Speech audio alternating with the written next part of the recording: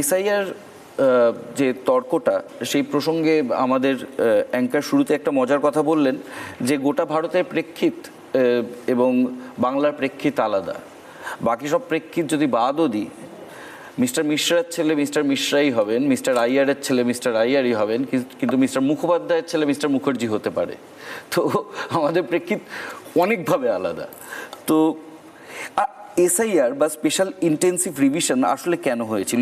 Election কমিশনের মতে তার উদ্দেশ্য ছিল ভোটার তালিকা বিশুদ্ধ করা, মৃত ও স্থানান্তরিতদের নাম বাদ দেওয়া, ভুল ত্রুটিগুলো দূর করা, নতুন যোগ্য ভোটারদের অন্তর্ভুক্ত করা, এক ব্যক্তির একাধিক ভোটার তালিকায় নাম থাকলে সেগুলো বাদ দেওয়া ইত্যাদি। প্রতি বছরই নিয়ম করে ভোটার তালিকা সংশোধন হয়, সেখানে তো এসব কাজই হয়। সেক্ষেত্রে এটা আলাদা কোথায়?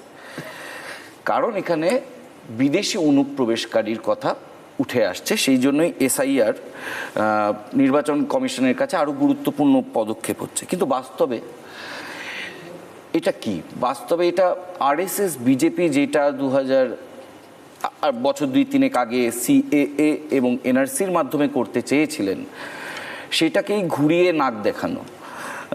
মানে যারা বিজেপির ওই বিচ্ছেদকামী এবং মানে ভাগ করে দেওয়া রাজনীতিকে সেই সময় চ্যালেঞ্জ করেছিলেন, এবার তাদের নাগরিকতাকে চ্যালেঞ্জ করবার জন্য এসআইআরকে আনা হচ্ছে এবং শ্রমজীবী মানুষকে ভোটাধিকার সহ অন্য সব রকম ন্যায্য নাগরিক অধিকার থেকে বঞ্চিত করতে এনআরসির পথ ধরেই কিন্তু এসআইআর আসছে, শুধু তার নামটা একটু বদলে দিয়ে তার ধরনটা একটু বদলে দেওয়া হচ্ছে। এবার আমরা যতই যাই বলি, এটা বিশেষ করে একটি ধর্মের উপর নেমে আসছে এবং সেই ধর্মটি যেমন মুসলিম সেটা যেমন উল্লেখ করে দেওয়া প্রয়োজন এবং দ্ব্যর্থহীনভাবে উল্লেখ করে দেওয়া প্রয়োজন, মুসলিমদের প্রতি এই ক্ষোভটা বেশিরভাগ ক্ষেত্রে নেমে আসছে এসআইআরের ক্ষেত্রে।